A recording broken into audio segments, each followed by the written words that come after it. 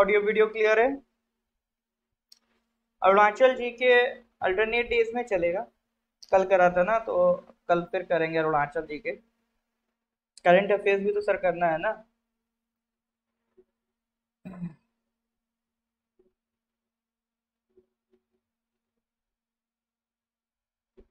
Good evening everyone. Audio video clear है? Okay sir. तो आगे बढ़ते हैं।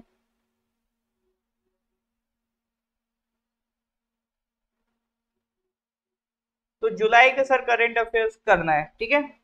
जुलाई का हम कर रहे थे, आप मान के चलो आज की क्लास के बाद एक क्लास और लगेगी, जुलाई अपना निपट जाएगा। फिर जुलाई के बाद सर क्या बचेगा? अगस्त, ठीक है। फिर हमारे पास अगस्त का करंट अफेयर्स बचेगा करने को।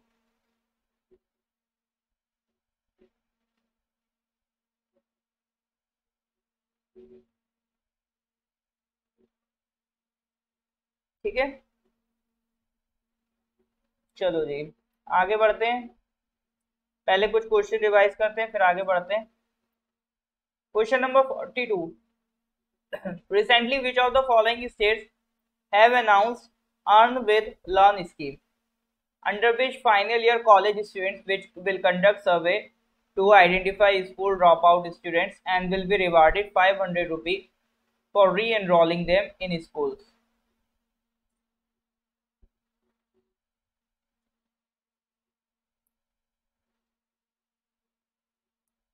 करेक्ट आंसर बताइए क्या था? अर्न विद लर्न स्कीम, भाई री एनरोल करवाओ 500 रुपए पाओ, त्रिपुरा की स्कीम थी, ठीक है। इसका आंसर बताइए। अभी अफ्रीकन कंट्रीज दो, गैबोन और टोगो, कॉमनवेल्थ ऑफ नेशंस में ऐड किए गए हैं। तो अब टोटल कॉमनवेल्थ ऑफ नेशंस में कितने मेंबर कंट्रीज हो गए हैं? गिबॉन और टोगो दो नए कंट्रीज ऐड किए गए हैं कॉमनवेल्थ ऑफ नेशंस में। तो total now it has total how many members? हाँ जी सर।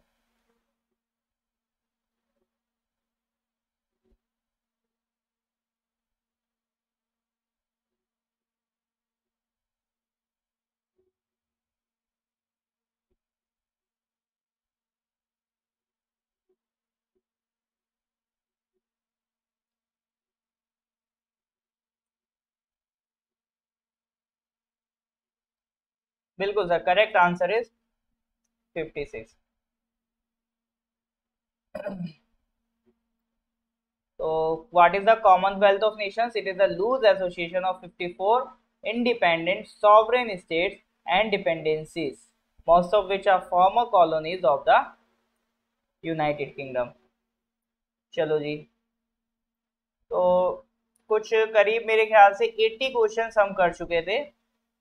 उसके आगे हमें करना है। लास्ट क्वेश्चन ये 80 करा था। एक्सपर्ट अप्रेजल कमेटी ने अभी अप्रूव करा है Myanmar, Malaysia, India, India Singapore transit submarine cable system को, ठीक है। तो ये किन सिटीज को कनेक्ट करेगा, ये क्वेश्चन था। नेक्स्ट क्वेश्चन पे आते हैं, question number 81। Recently Neeraj Chopra became the नहीं नहीं, ये भी हो गया था, 81 भी हो गया था। आई थिंक 82 तक हो गया था। यहां से करना है। 82 भी हो गया था, ठीक है। 83 से करना है। Recently union cabinet has approve memorandum of association by India for establishment of BIMSTEC technology transfer centre. Is this being established in which of the following countries? एक बिम्स्टेक टेक्नोलॉजी ट्रांसफर सेंटर बन रहा है। BIMSTEC क्या है? एक regional organisation है, जो बे of Bengal से जुड़े स्टेट्स हैं, कंट्रीज हैं, उनकी एक ऑर्गेनाइजेशन है। तो इनका एक टेक्नोलॉजी ट्रांसफर सेंटर मतलब एक ऐसा ऐसा एरिया होगा जहां पर जो टेक्नोलॉजी बनेगी, टेक्नोलॉजी शेयर होगी। आपका मान लो जितने भी मेंबर्स है बिम्स्टेक मेंबर्स के, वो अपना टेक्नोलॉजी वहां पर आके आपस में शेयर कर सकते हैं। तो टेक्नोलॉजी ट्रांसफर सेंटर बन रहा है। तो ये किस कंट्री में बनने जा रहा है, ये क्वेश्चन है। हाँ जी सर, जल्दी से आंसर दीजिए, क्या लगता है क्या होगा?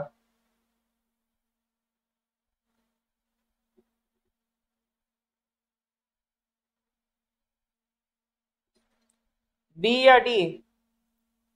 Correct answer is B, Sri Lanka में बनने जा रहा है, ठीक है।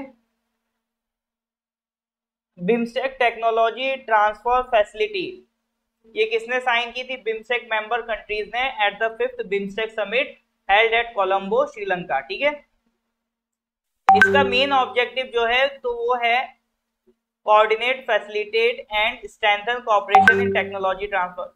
ये तो बिल्कुल वही बेसिक बात है कि टेक्नोलॉजी ट्रांसफर सेंटर किस लिए बना रहे हैं, ताकि टेक्नोलॉजीज आपस में ये कंट्री शेयर कर सके। अब हमारे लिए इंपॉर्टेंट क्या है? इंपॉर्टेंट है बिम्स्टेक कंट्रीज को जानना। बिम्स्टेक कंट्रीज होती कौन कौन सी हैं? तो बिम्स्टेक कंट्री का अगर फाउंडेशन देखोगे तो 1997 में रखा गया था, जो साउथ और साउथ ईस्ट एशिया की कंट्रीज को जोड़ता है। जैसे आपका बांग्लादेश, भूटान, इंडिया, नेपाल, श्रीलंका, ये साउथ एशिया की कंट्रीज हो गई। म्यांमार और थाईलैंड ये हो गई साउथ ईस्ट एशिया की। तो टोटल 7 कंट्रीज का ही कॉपरेशन का काम करता है। इंडिया, नेपाल, भूटान, बांग्लादेश और श्रीलंका 1 2 3 4 5 ये साउथ एशिया की, और म्यांमार, थाईलैंड ये आपके साउथ ईस्ट एशिया के। तो इनको रटने की जरूरत नहीं है बिल्कुल भी, बस अगर मैप आपके आइडिया लग रहा है कि बे ऑफ बंगाल से कनेक्टेड जितने भी कंट्रीज, इंडिया है, बांग्लादेश है, म्यांमार है, थाईलैंड है, श्रीलंका है, बाद में इन दो को अलग से काउंट कर लो, नेपाल और भूटान, तो ये 7 कंट्रीज अगर आप काउंट कर लोगे तो ये किसके मेंबर्स हैं सर? ये आपका बिम्स्टेक के मेंबर्स हैं। ठीक है, ये किसके मेंबर्स हैं सर? ये बिम्स्टेक के मेंबर्स हैं। चलो, दिन शुरुआत अच्छी हो गई, बढ़िया बात है। अब एक सवाल आता है कि सर बिम्स्टेक का हेडक्वार्टर काठमांडू, नेपाल में है बिम्स्टेक का headquarter. Full form bay of Bengal institute for multi sectoral technical and economic cooperation. ठीक है, बे ऑफ बंगाल की बिम्स्टेक की फुल फॉर्म जनरली याद नहीं होती, बट याद रखने की कोशिश करना, BIMSTEC, bay of Bengal institute for multi sectoral technical and economic cooperation, तो ये बनता है आपका BIMSTEC. Next question, question number 84, recently France has signed the Artemis Accords. It is being established by which of the following space agencies? France ने एक Artemis accord sign करा है। ये आर्टेमिस अकॉर्ड जो है किस एजेंसी ने स्टैब्लिश करा है? हेडक्वार्टर नेपाल में है बिम्स्टेक का।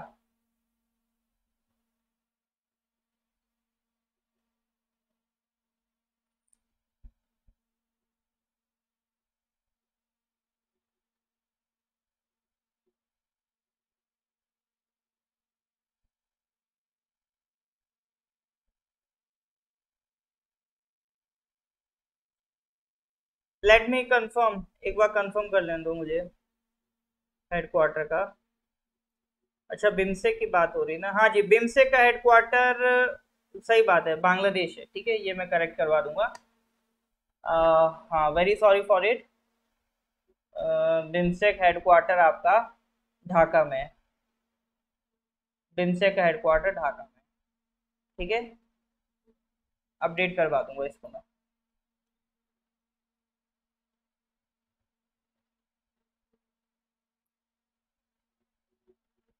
चलिए इस पे आइए। तो फ्रांस ने जो आर्टेमिस अकॉर्ड साइन किया है, तो ये आर्टेमिस अकॉर्ड बनाया किस स्पेस एजेंसी ने? ये सवाल है।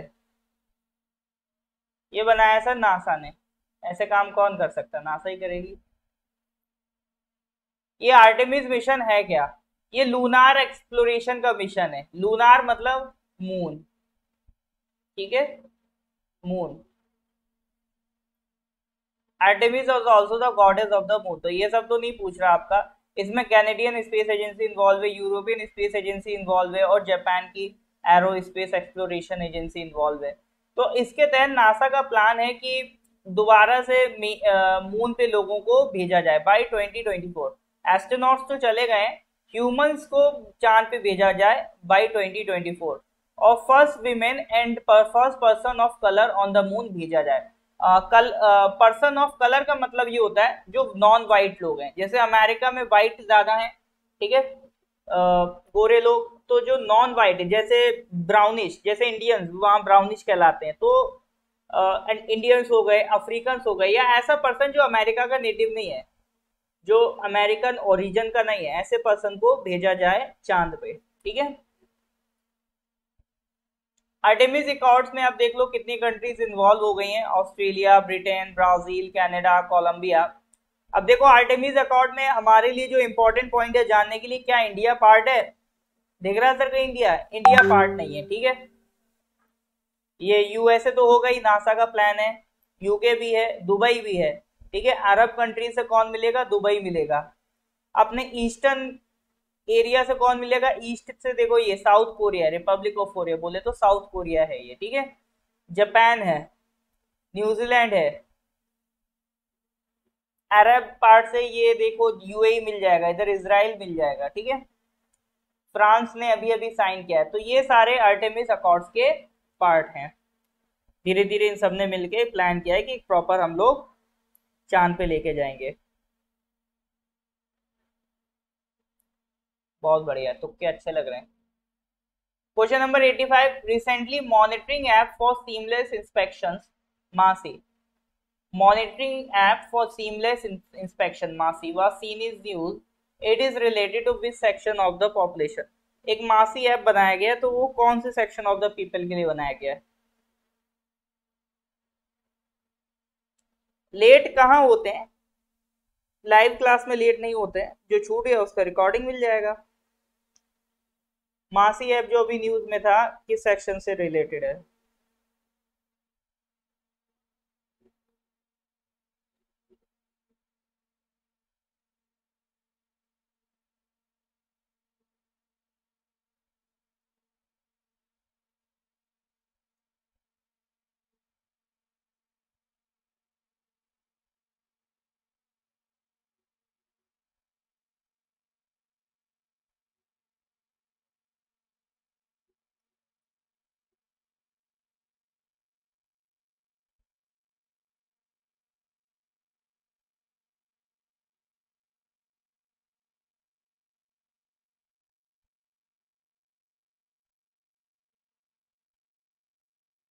मासी एल्डरली लग रहा है। खैर करेक्ट आंसर की बात करें तो बच्चों के लिए है। मासी किसकी चाहिए होती हैं? बच्चों की। ठीक है। तो मासी ऐप किसके लिए बना है? बच्चों के लिए बना है। अभी जो अपनी women and child development minister है श्रीमती स्मृति ईरानी जी, उन्होंने लोकसभा में बताया था कि 2000 से ऊपर बच्चों की डेथ हो गई है जो एडॉप्शन एजेंसीज हैं उनमें, मतलब ऐसी एजेंसी जो बच्चों का एडॉप्शन करवाती हैं। 2014 से अभी तक का डेटा है। और 2014 से अभी तक 27,085 बच्चों को अडॉप्ट किया जा चुका है। तो जो एनसीपीसीआर है, national commission for protection of child rights, उसने एक एप्लीकेशन बना दी मासी, जिससे क्या हो सके? रियल टाइम मॉनिटरिंग हो सके चाइल्ड केयर इंस्टीट्यूशंस की। रियल टाइम का मतलब क्या होता है? इंस्टेंट मॉनिटरिंग, यानी आप इस कमरे में बैठे हो और तत्कालीन जानना चाहते हो कि चाइल्ड केयर इंस्टीट्यूशंस में क्या हो रहा है, खट से आप देख सकते हो। ठीक है। तो चाइल्ड केयर इंस्टीट्यूशंस बनाई जाती हैं ताकि जो बच्चे अनाथ हैं उनका ध्यान रखा जा सके। अगर कोई उन्हें अडॉप्ट करने आता है तो उनकी पूरी प्रोसेस ये लोग कंप्लीट करवा सकें। ठीक है। तो ये सब कौन गवर्न करता है? ये सब एनसीपीसीआर ध्यान रखता है। अब यहाँ पे जो काम की बात है स्टैटिक जानकारी की, सर एनसीपीसीआर क्या है? तो एनसीपीसीआर बोले तो national commission for protection of child rights, जैसे national commission for schedule caste, national commission for schedule tribe, national commission for backward classes, ये आपका कॉन्स्टिट्यूशनल बॉडीज हैं। क्यों? क्योंकि इनके बारे में कॉन्स्टिट्यूशन में लिखा है। ये आर्टिकल 338, आर्टिकल 338 ए, आर्टिकल 338 बी। लेकिन कुछ बॉडीज लाइक जैसे national commission for women, national human rights commission, national commission for minorities और ये एनसीपीसीआर, ये सब कॉन्स्टिट्यूशनल बॉडीज नहीं है, इनके लिए अपने अलग अलग लॉज हैं। तो ऐसी एक बॉडी है एनसीपीसीआर। एनसीपीसीआर के लिए कॉन्स्टिट्यूशन में मेंशन नहीं है, but by an act of parliament, एक कानून के तहत इसको बनाया गया है। 2007 में इसको बनाया गया था। इसके लिए जो लॉ पास हुआ था वो था commission for protection of child rights act 2005। तो 2005 में इस बॉडी के लिए लॉ बनता है और 2007 में बॉडी बन के रेडी हो जाती है। सर मेरा डाउट है 2005 में लॉ बन रहा है और 2007 में बॉडी बन रही है। अरे भैया लॉ तो तुरंत पास हो जाता है, लॉ पास होने के बाद आपको बिल्डिंग बनानी है, उसमें स्टाफ लेके आना है, बिल्डिंग खड़ी करनी है, उसका मरम्मत करवानी है, उसमें रेनोवेशन करवाना है या नई बिल्डिंग बनवानी, तो टाइम तो लगता है ना सर। तो इन्हीं सब में 2 साल चले गए, फिर फाइनली 2007 में एनसीपीसीआर ऑफिस का उद्घाटन होता है। सर ये किस मिनिस्ट्री के अंडर आती है? ये women and child development ministry के अंदर काम करती है ये बॉडी, ठीक है। और यहाँ पे जो चाइल्ड वर्ड यूज हो रहा है, जो चाइल्ड वर्ड यूज हो रहा है एनसीपीसीआर में, ये कितने साल तक के बच्चों को लेते हैं? ये सर 0 से 18 साल तक के बच्चों को लेते हैं। ये बहुत जरूरी जानकारी है, क्योंकि इंडिया में हर जगह पे जैसे पॉक्सो है, वहां पे चाइल्ड की जो एज की डेफिनेशन है वो अलग है, ठीक है। हाँ अप्पा जी कैसे हैं आप? काफी टाइम बाद दिख रहे हैं। तो हर जगह चाइल्ड की एज अलग दिखती है। तो यहाँ पर अगर आप देखोगे एनसीपीसीआर में चाइल्ड की एज कहाँ तक है? 18 साल तक है। तो कमीशन का काम ये रहता है, मैंडेट मतलब इनका काम क्या रहता है, ये चेक करते रहते हैं कि जितने भी देश में लॉज हैं, पॉलिसी बन रही, प्रोग्राम बन रहे, एडमिनिस्ट्रेशन की जो भी मैकेनिज्म है, वो सब चाइल्ड राइट्स का ध्यान रख रही है कि नहीं रख रही है। ऐसा तो नहीं कि धोखे में कोई ऐसा लॉ बन गया जिससे बच्चों पे निगेटिव इम्पैक्ट पड़ रहा है, ठीक है। तो जो आर्टिकल कौन सा है बच्चों को प्रोटेक्ट करने के लिए? आर्टिकल आई थिंक हाँ आर्टिकल 23, आर्टिकल 24, जो बच्चों को एक्सप्लॉइटेशन को रोकने वाला आर्टिकल है, उसके अकॉर्डिंग काम चल रहा है कि नहीं चल रहा है, ये चेक करता है आपका एनसीपीसीआर। अब सर इसके कमीशन की बात करो, कमीशन, ये कमीशन मतलब वो वाला कमीशन नहीं, टेबल के नीचे वाला नहीं, ये कंपोजिशन की बात कर रहे हैं। इसमें कौन कौन होता है? ये जो कमीशन है पूरा, इसमें एक तो चेयरपर्सन होगा जो इन पूरी कमेटी का हेड होगा, और 6 मेंबर्स होंगे, ठीक है। एक चेयरपर्सन है और उसके अंडर कितने हैं सर? 6 members, 6 members. और इन 6 मेंबर्स में जरूरी है कि एटलीस्ट 2 क्या कौन हो? विमेन हो, एटलीस्ट 2 शुड बी विमेन। क्योंकि देखो सर ये बच्चों के लिए बॉडी बन रही है, और बच्चों के लिए कौन ज्यादा ध्यान रखना है? बच्चों का ध्यान ऐसा माना जाता है कि विमेन ज्यादा कनेक्टेड होती हैं बच्चों से, ठीक है। तो इसलिए इस बॉडी में कम से कम 2 विमेन होनी ही चाहिए। उन सबको अपॉइंट कौन करता है? सेंट्रल गवर्नमेंट अपॉइंट करती है। 3 साल का टेन्योर होता है। कितने साल का सर? 3 साल का। रिटायरमेंट एज क्या है? तो चेयरमैन मैक्सिमम 65 साल तक के बन सकते हैं, ठीक है। चेयरमैन की मैक्सिमम एज 65 साल है, और बाकी सारे मेंबर्स की मैक्सिमम एज कितनी है? 60 इयर्स। तो this is about the composition of NCPCR. अगर एनसीपीसीआर के रिलेटेड कोई क्वेश्चन आएगा तो होपफुली इसी में से आने वाला है। इज दैट क्लियर और नॉट? हाँ जी सर, अगर एनसीपीसीआर क्लियर है तो please give me a thumbs up. हाँ जी, यहाँ तक कोई दिक्कत तो नहीं है? अगर क्लियर है तो please give me a thumbs up.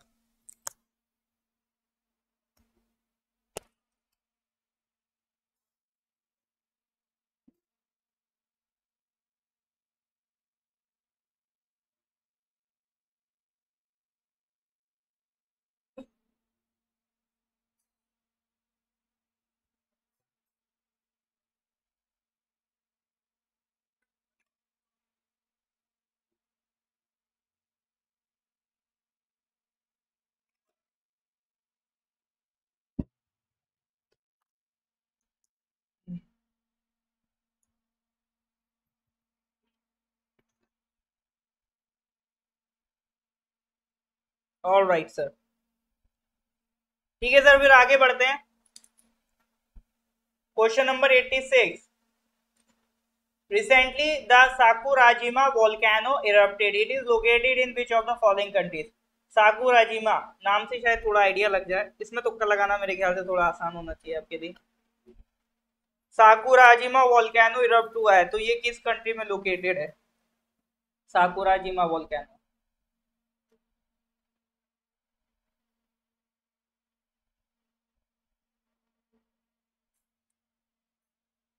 बिल्कुल सर, इसमें तुक्का दबा के लगेगा, सब लोग लगाओ, सब लोग अपना हाथ धो लो इसमें। हाँ जी sir, correct answer is Japan. देखो जापान में 4 मेजर आइलैंड्स हैं। एक ये वाला है होकाइडो, ये एक बड़ा वाला ये वाला है होकाइडो, ये होन्शु। ये क्या है सर? ये है होकाइडो। ये क्या है सर? होन्शु। एक ये वाला है, इसका नाम क्या है सर, शिकोकू, और ये क्या है, Kyushu. Hokkaido, Honshu, Shikoku, Kyushu, ये 4 आइलैंड है जापान के। तो इसमें जो क्यूशू वाला पार्ट है, ये जो क्यूशू आइलैंड है ना, क्यूशू, क्यूशू आइलैंड में ये देखो, ये आपको जो वोल्केनो मिलेगा, ये है आपका साकुराजिमा वोल्केनो। साकुराजिमा वोल्केनो कौन से आइलैंड में है, ये क्यूशू वाले पार्ट में। देखो क्वेश्चन आएगा तो सिंपल कंट्री पूछेगा, जापान टिक करके आगे बढ़ जाना है। बट मैं इतना क्यों बता रहा हूँ, ताकि कभी कल आपसे जापान के आइलैंड्स के बारे में पूछ ले, होकाइडो, होन्शु, शिकोकू, क्यूशू, तो आप इन चीजों को बता पाओ। ठीक है, देखो करंट अफेयर्स में ये ध्यान में रख के नहीं पढ़ाता हूँ कि सिर्फ यूडीसी लेवल तक का पढ़ा रहा हूँ। ठीक है, आप में से कई ऐसे स्टूडेंट होंगे जो कल स्टेट पीसीएस की तैयारी करेंगे, या कई ऐसे स्टूडेंट्स हैं हमारे जो अरुणाचल पीसीएस की तैयारी ऑलरेडी कर रहे हैं, जो हमारे शुरू के बैच 1 और 2 के स्टूडेंट्स हैं। तो हमारे सारे जो विद्यार्थी हैं, तो अगर वो पीसीएस लेवल तक की भी तैयारी कर रहे हैं, तो उनका भी कंटेंट डिस्कस होना चाहिए। इसीलिए मैं थोड़ा सा आगे की चीजें लेके आपको बताता हूँ, ताकि आप पीछे ना रहो। ठीक है, सबके बराबर चलते रहो। तो एक्स्ट्रा एडवांस नॉलेज इसीलिए जरूरी होती है। और वैसे भी कभी मूड खिनक गया एग्जामिनर का, रात में थोड़ा मूड टाइट है, उसको लग रहा चलो यूडीसी छोड़ो, मैं आज पीसीएस का ही बना देता हूँ पेपर, तो अपन को बेसिक जानकारी होना चाहिए। और वैसे भी पीसीएस की जब तैयारी करो तो एक बेस आपका रेडी होना चाहिए, तो वो बनाने की मेरी आपकी कोशिश रहती है। ठीक है, चलो सर, इसके साथ नेक्स्ट क्वेश्चन, क्वेश्चन नंबर 87।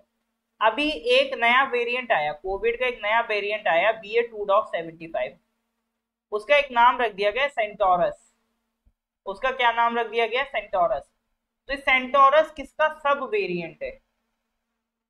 ठीक है, कोविड-19 कोरोना वायरस जो है उसके कई सारे वेरिएंट है, उसके डिफरेंट डिफरेंट वेरिएंट है, उन वेरिएंट के भी डिफरेंट डिफरेंट टाइप्स हैं, उनको कहते हैं सब वेरिएंट। तो ये किस वेरिएंट का सब वेरिएंट है सेंटोरस, BA.2.75। ये आपके अभी रिसेंट न्यूज में था, तो एक्सपेक्ट करते हैं आप इसका सही जवाब दोगे। बिल्कुल सर, नहीं डेल्टा का नहीं है, ये किसका है, ओमिक्रॉन का सब वेरिएंट है। ठीक है, लेकिन ये वेरिएंट ऑफ इंटरेस्ट है। वेरिएंट ऑफ इंटरेस्ट का मतलब चिंता वाली कोई खास बात है नहीं। जब वेरिएंट ऑफ कंसर्न बन जाता है कोई वेरिएंट, जब वेरिएंट ऑफ कंसर्न बन जाता है तो मतलब वो डेंजरस है। ठीक है, लेकिन ये वेरिएंट ऑफ कंसर्न नहीं है, ये वेरिएंट ऑफ इंटरेस्ट है। तो इसको बस मॉनिटर किया जा रहा है, लेकिन अभी तक कोई ऐसा एविडेंस नहीं है कि इस वेरिएंट से कोई प्रॉब्लम होने वाली है। ठीक है,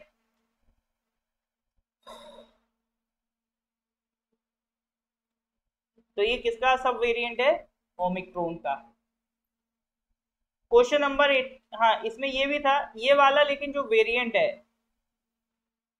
ये इंडिया में बहुत ज्यादा देखा जा रहा है, लेकिन अभी तक ऐसी कोई न्यूज नहीं है या ऐसी कोई एविडेंस नहीं है जो कहता हो ये खतरनाक है। तो ऐसा होता है ना कि न्यूज के जो क्लिक बेट्स होते हैं, थंबनेल बना देते हैं, कोरोना का आया नया वेरिएंट, आइए जानते हैं इससे कितने लोगों की हुई मौत, और फिर अंदर जाके देखोगे वो भी यही बता रहे होंगे कि ये वेरिएंट ऑफ इंटरेस्ट है, इससे कोई डेथ नहीं हो रही। अप्रैल फूल बना रहे थे हम बस। ठीक है, तो वो थंबनेल बना देते हैं ऐसा खतरनाक सा, क्या कह दिया प्रधानमंत्री मोदी ने जो उन्हें नहीं कहना चाहिए था, देखा है ना, इस तरह का थंबनेल बना देते हैं। तो इन पे तो कभी बिलीव मत करना, वो सब वीडियो चलवाने के तरीके होते हैं। उसकी अलग आजकल भी अजीब तो ये लगता है, आज के टाइम में ये भी मार्केटिंग का हिस्सा बन गया है। आजकल कोचिंग्स इतनी ज्यादा हो गई है ना ऑनलाइन में, तो सब जोकर बन बन के घूम रहे हैं मार्केट में, टीचर्स को बिल्कुल एक्टर्स बना दिया है।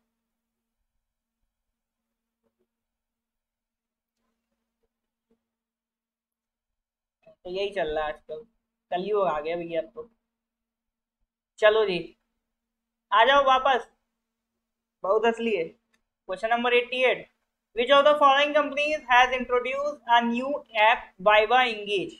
बताइए sir, which of the following companies have introduce a new app Viva Engage, Microsoft, Google, Meta, Apple.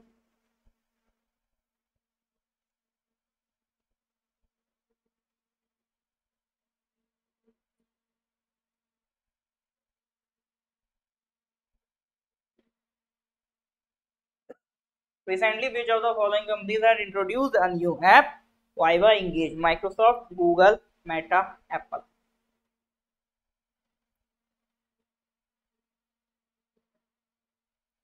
Viva Engage नाम की जो ऐप है वो माइक्रोसॉफ्ट ने बनाई है, ठीक है,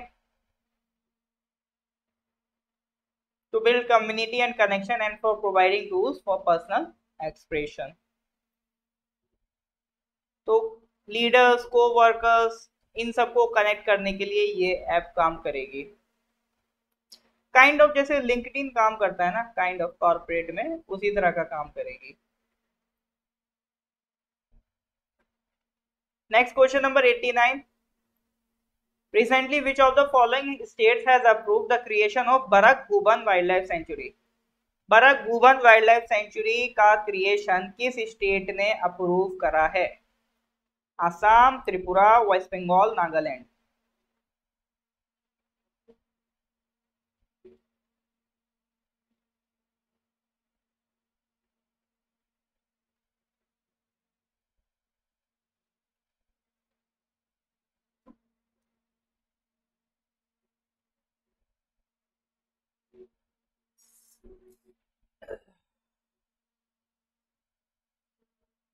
लो भाई, मार्शल जी वेस्ट बंगाल में कंफर्म है, तो बाकी लोग मार्शल जी के साथ जाना चाहेंगे या अपना अलग रास्ता बनाएंगे? Correct answer is Assam. तो देखो, आसाम में ऑलरेडी एक सेंचुरी थी बराक वैली में, बोरेल वाइल्ड लाइफ सेंचुरी, एक और बनने जा रही है आसाम की बराक वैली में, ठीक है, नाम क्या है? Barak Bhuban wildlife sanctuary. अब देखो ये क्वेश्चन आएगा तो डायरेक्ट आ जाएगा कि sir Barak Bhuban wildlife sanctuary किस स्टेट में लोकेटेड है?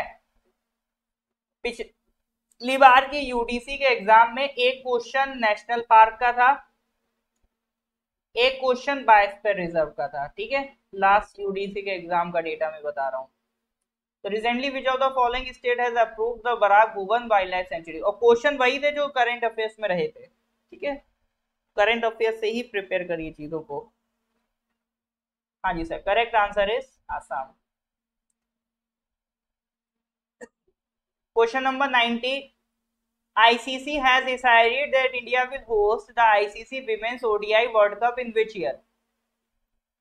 इंटरनेशनल क्रिकेट काउंसिल ने डिसाइड किया है कि इंडिया जो होस्ट करेगा ICC women's ODI world cup, तो वो किस साल में होस्ट करेगा?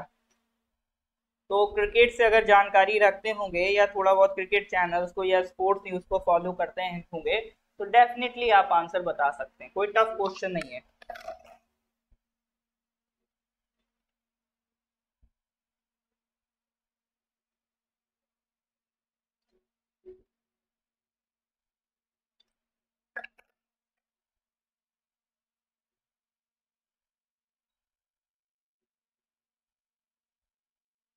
तुक्का लगाते हैं सर 2024, एक साल रह गए, you have lost by 1 year, 2025 है करेक्ट आंसर, ठीक है। तो 2025 में ICC women's ODI world cup होने वाला है इंडिया में, ध्यान रखिएगा। आईसीसी का हेडक्वार्टर इंग्लैंड मत लगा देना, ठीक है, कहां पर है? दुबई में आईसीसी का हेडक्वार्टर। इसी के बाद next question number 91। India has added 5 more Ramsar sites. Now total how many Ramsar sites are there in India?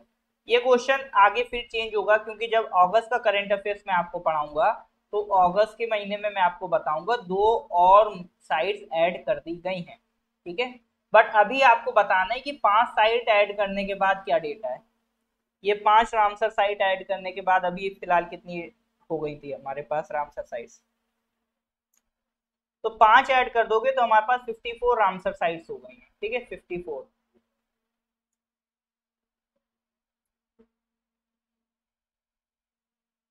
इसमें फिर अब जो 2 मिला दोगे फिर 56 हो जाएंगे, तो अभी तो फिलहाल 54 करेक्ट आंसर है, बट सेम क्वेश्चन हम डिस्कस करेंगे आपका अगस्त के करंट अफेयर्स में, तब आपकी 56 हो जाएगी। तो इसमें 3 जो साइट्स हैं आपका, वो सॉरी 2 तो तमिलनाडु में, करीकिली बर्ड सेंचुरी, पल्ली करनई मार्श रिजर्व फॉरेस्ट 3, और पिछावरम मैंग्रोव तमिलनाडु। तमिलनाडु में 3 साइट्स ऐड हुई हैं, मिजोरम में एक ऐड हुई है, कौन सी? पाला वेटलैंड। मध्य प्रदेश में एक ऐड हुई है, साक्य सागर। तो ये नाम हमें पता होना चाहिए। मध्य प्रदेश में कौन सी है? साक्य सागर। मिजोरम में पाला वेटलैंड। और तमिलनाडु में सर तीन है। बर्ड सेंचुरी है एक, तो एक बर्ड सेंचुरी है, एक रिजर्व फॉरेस्ट है, एक मैंग्रोव है। इस तरह से पहले तो ध्यान रखो। बर्ड सेंचुरी का नाम क्या है? करिकिली। करिकिली, ये बर्ड सेंचुरी है। फॉरेस्ट कौन सा है? पल्ली करनई। करिकिली, पल्ली करनई। दो चार बार नाम रिपीट करोगे अपने आप बैठ जाएगा। करिकिली बर्ड सेंचुरी, पल्ली करनई मार्श रिजर्व फॉरेस्ट। और मैंग्रोव में है पीचावरम। पिचावरम। थोड़े तमिल नेम्स है ना, तो थोड़ा टफ लगेगा। ये तो आसान है, पाला और साक्य सागर, ठीक है, मिजो और एमपी में। यहाँ ये तीन वर्ड याद रख लेना, करिकिली, पल्ली करनई, पिछावरम, ठीक है, करिकिली, पल्ली वरनई, पिछावरम। तो ये नेम को बार बार बार बार बार बार बार बार रिपीट करो, ठीक है। आप देखो सितंबर में क्या हाल होता है फिर। करिकिली, पिछावरम और कल्ली किरनई, पल्ली किरनई, करनई। करिकिली बर्ड सेंचुरी, पल्ली करनई रिजर्व फॉरेस्ट और किछावरम, पिछावरम मैंग्रोव फॉरेस्ट। पाला वेटलैंड मिजोरम में, साक्य सागर मध्य प्रदेश में, ठीक है सर। तो ये टोटल गिव्स यू 54। तो जब अगस्त वाला करंट अफेयर्स करेंगे तो वहां पर हम डिटेल्स पढ़ लेंगे रामसर साइट्स की, ठीक है। तो अगस्त वाले करंट अफेयर्स में रामसर साइट्स की डिटेल को पढ़ेंगे। रामसर एक्चुअली में एक ईरान में शहर का नाम है, ईरान का एक शहर है रामसर। वहां पे कन्वेंशन हुआ था, Ramsar convention on Ramsar international convention हुआ था ऑन वेटलैंड्स। वेटलैंड मतलब ऐसी जगह जहां पे पानी भरा हुआ, काइंड ऑफ लेक, रिवर, इस तरह की कोई जगह, उसे वेटलैंड कहते हैं। तो रामसर कन्वेंशन में डिसाइड हुआ था दुनिया भर के ऐसे वेटलैंड्स, ठीक है, सारे नहीं, ऐसे वेटलैंड्स जो आपके एरिया में बहुत इन्वायरमेंटल सिग्निफिकेंस रखते हो, ठीक है। अगर कोई ऐसा वेटलैंड है, ठीक है, ऐसा कोई वेटलैंड है, पानी का एरिया जो इन्वायरमेंटल सिग्निफिकेंस रखता हो।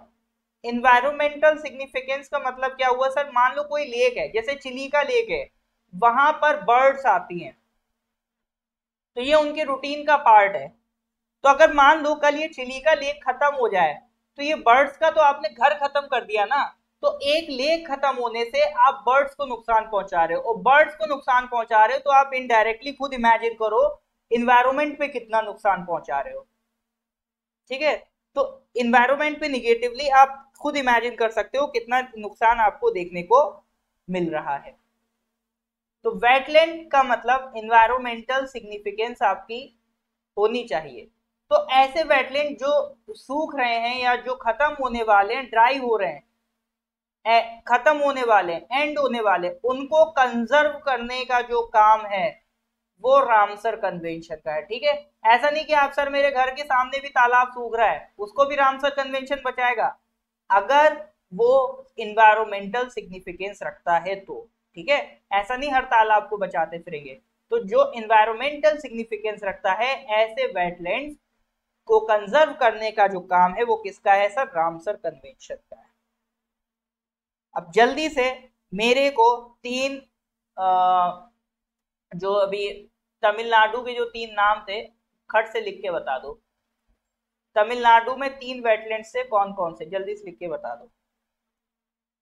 हाँ जी सर, तमिलनाडु में जो तीन वेटलैंड्स है जल्दी से लिख के बता दो।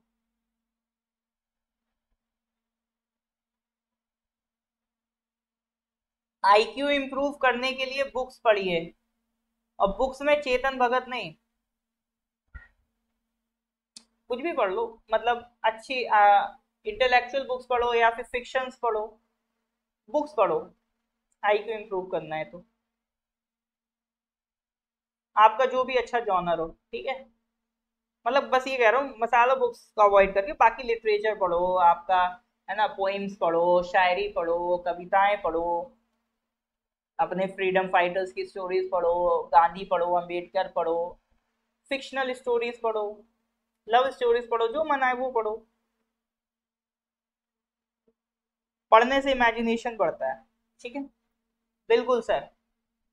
एक तो कौन सा था, करी के लिए, और पल्लाई, पल्ली करनई, और पिछावरन। ठीक है, ये तीनों साइड थी आपका, ये तीनों साइड सर कहाँ मिलेंगी, ये तीन साइड थी आपका,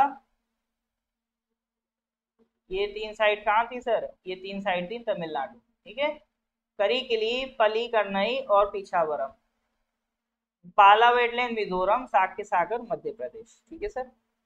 हाँ जी सर, इज दैट क्लियर और नॉट? अगर क्लियर है तो please give me thumbs up.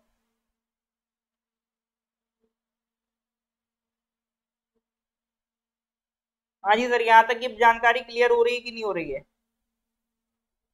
जल्दी से बताइए।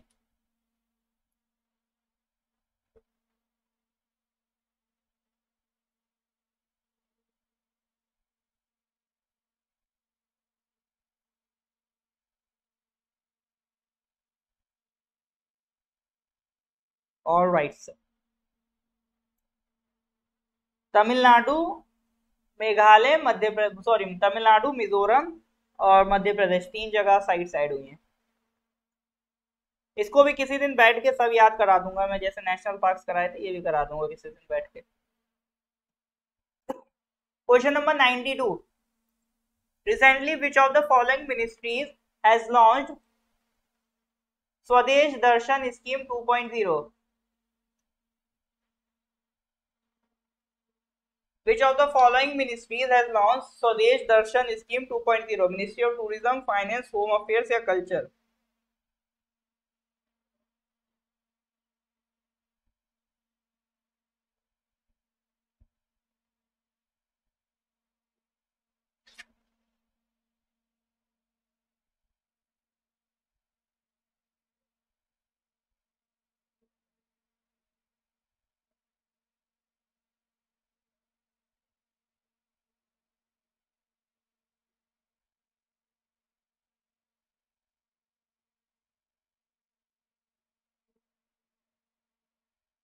Well good, correct answer is ministry of tourism.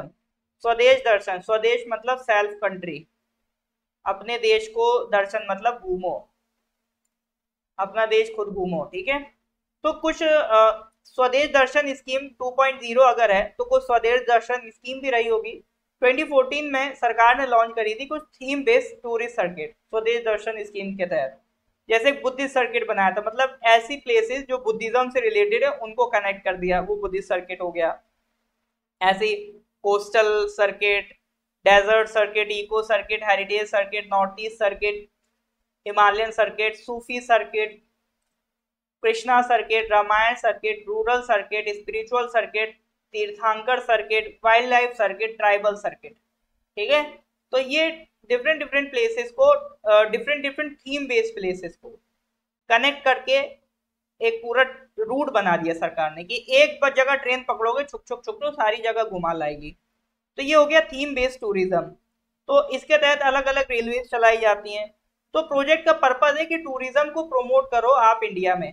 अब खुद सोचो, कोई अगर फॉरेनर आएगा उसको कितना अच्छा लगेगा कि यार मेरे को इंडिया का एक हिस्सा देखना नॉर्थ ईस्ट, तो मैं नॉर्थ ईस्ट सर्किट की ट्रेन पकड़ लेता हूँ, मस्त अपन पूरा नॉर्थ ईस्ट घूम लेंगे। इंडिया का सूफी कल्चर देखना है तो सूफी सर्किट की ट्रेन पकड़ ली, जितनी भी सूफी साइट्स है इंडिया की वो देख लेंगे। रामायण सर्किट पकड़ लिया, जितने भी रामायण से रिलेटेड साइट्स हैं सब कनेक्ट कर लेंगे। तीर्थांकर सर्किट, जितनी भी जैनिज्म से रिलेटेड साइट है सब कवर कर लेंगे। तो ये पर्पस है स्वदेश दर्शन स्कीम का। 100% सेंट्रली फंडेड है। ठीक है, स्वदेश दर्शन स्कीम 2.0 इसी को एक अपग्रेडेड वर्जन में लेके आती है। ठीक है, इसमें मतलब जो काम है और तेजी से करने लगेंगे by realising India full potential as a tourism destination. ठीक है, तो बस कुछ है नहीं, बस उसी को अपग्रेड कर दिया, वो स्वदेश दर्शन स्कीम 2.0 हो गई। तो मेन मतलब क्या है ये ध्यान रखना, ये स्कीम किसकी है सर? मिनिस्ट्री ऑफ टूरिज्म की स्कीम है। ठीक है सर, क्लियर है, कोई दिक्कत तो नहीं यहां तक? चलो जी, next question, question number 93। Who among the following were the Indian flag bearers of the 2022 Commonwealth Games opening ceremony?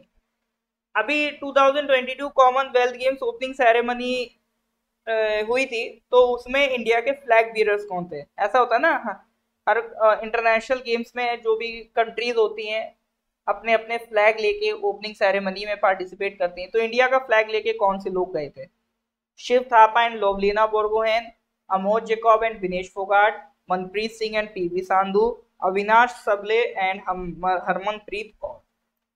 देखो जो भी ऑप्शन बताओ उनके प्लेयर्स के वो भी बताना कि वो किस स्पोर्ट से रिलेटेड है, ठीक है?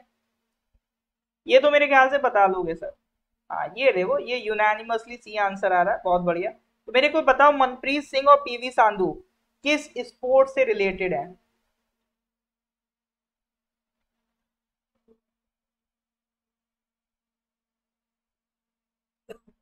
मनप्रीत सिंह और पीवी संधू किस स्पोर्ट से रिलेटेड है? करेक्ट आंसर तो है मनप्रीत सिंह, पीवी संधू, बट वो दोनों किस स्पोर्ट से रिलेटेड है ये आपको बताना है।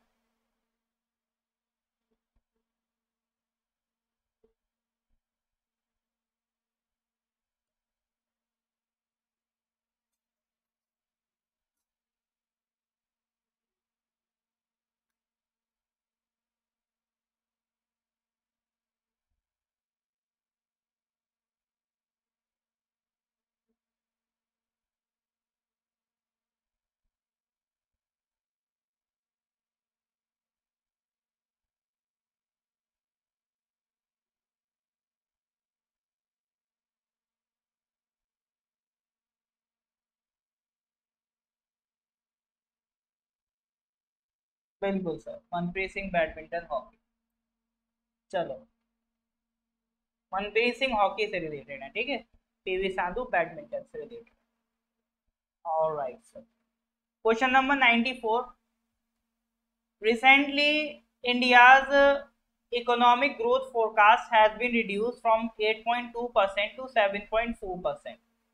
एक रिपोर्ट आई है, वर्ल्ड इकोनॉमिक आउटलुक रिपोर्ट, उसने कहा इंडिया की जो फोरकास्ट है, ग्रोथ फोरकास्ट, फोरकास्ट मतलब जो अनुमान लगाया जाता है, ठीक है, तो वो पहले एक्सपेक्ट की गई थी कि 8.2% से इकोनॉमी गिरेगी, बट अभी वो घटा दिया, लग रहा है महंगाई महंगाई जैसे बढ़ रही है तो वो 7.4% से ग्रो करेगी इंडिया की इकोनॉमी इन ईयर 2022 से 23।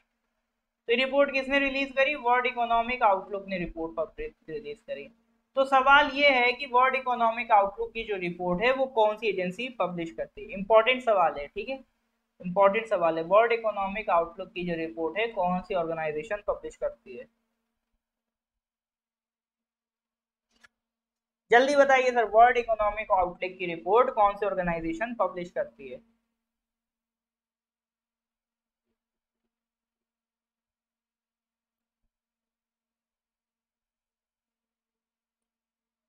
बिल्कुल sir, correct answer is international monetary fund, IMF. देखो आईएमएफ और वर्ल्ड बैंक ये दोनों हेडक्वार्टर वॉशिंगटन डीसी यूएसए में मिलेगा।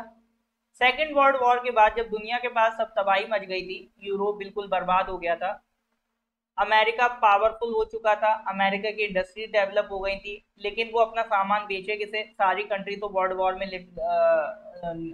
लड़के निपट ली थी, पैसा बचा नहीं था किसी के पास। तो अमेरिका ने क्या करा? अमेरिका ने कहा ठीक है, इनको सामान तो हमें बेचना है, तो एक काम करते हैं, पहले इनको लोन देते हैं, यूरोप को लोन पकड़ाते हैं, इनको रीबिल्ड करवाते हैं, जापान को रीबिल्ड करवाते हैं, दोबारा से बनेंगे, पैसा आएगा तभी तो हमारा प्रोडक्ट खरीदेंगे, वरना हम इंडस्ट्री कैसे चलाएंगे?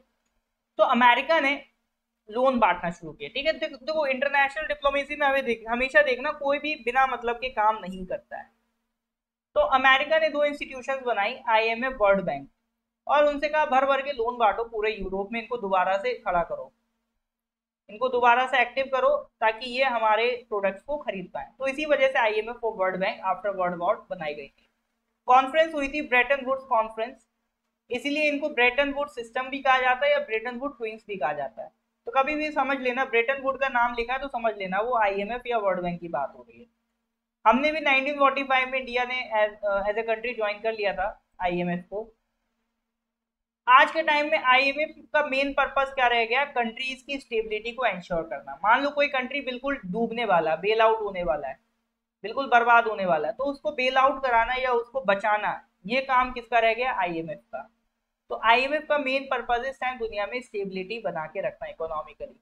मान लो कल कोई कंट्री जैसे श्रीलंका है, ये बहुत डूब रहा है, तो आईएमएफ ऑफर करेगा इनको कि हाँ आप हमसे लोन ले लो, दोबारा से अपनी कंट्री को रिबिल्ड करो। लेकिन आईएमएफ की कंडीशन इस टाइम ऐसा रहता है, बहुत हार्ड रहती हैं, तो इन हार्ड कंडीशन की वजह से कंट्री झिझकती हैं आईएमएफ से लोन लेने को, ठीक है। Otherwise IMF is a good option. चलो सर, तो ये यहाँ तक आज क्वेश्चंस कर लिए, इसके बाद ये क्वेश्चंस हम लोग नेक्स्ट क्लास में करेंगे, और नेक्स्ट क्लास में डेफिनेटली हम लोग ये जुलाई वाला पोर्शन कंप्लीट करके अगस्त वाला पोर्शन स्टार्ट करेंगे, ठीक है। तो रिवीजन मेंटेन करिए, और यूडीसी का टेस्ट सीरीज चल रहा है। देखो ऐसा नहीं है कि टेस्ट सीरीज पहले से स्टार्ट हो गया तो आपका लेट हो गया, आप जब चाहे टेस्ट सीरीज ज्वाइन कर सकते हो, ये कभी भी लेट नहीं है। टेस्ट आपको वैसे ही के वैसे मिलेंगे, आप जितनी बार चाहो अनलिमिटेड अटेम्प्ट करते हैं, आप जितनी बार चाहो टेस्ट को अटेम्प्ट कर सकते हो, ठीक है। तो जैसे ही आप टेस्ट सीरीज परचेज करते हो, टेस्ट 1 से लेकर 25 सारे टेस्ट आपको मिल जाएंगे, डेली एक टेस्ट अपलोड होता है, ठीक है। चलो जी, तो फिर मिलते हैं नेक्स्ट क्लास में। अगर टेस्ट परचेज करना है तो व्हाट्सएप कर देना इस नंबर पे 8076535685, या फिर 9990784642, ठीक है। अदरवाइज नॉर्थ ईस्ट पीएससी की ऐप में जाके डायरेक्ट भी परचेज आप कर सकते हो। चलो सर, तो यहाँ तक फिर आज खत्म करते हैं, फिर मिलते हैं नेक्स्ट क्लास में। Till then goodbye, have a nice day.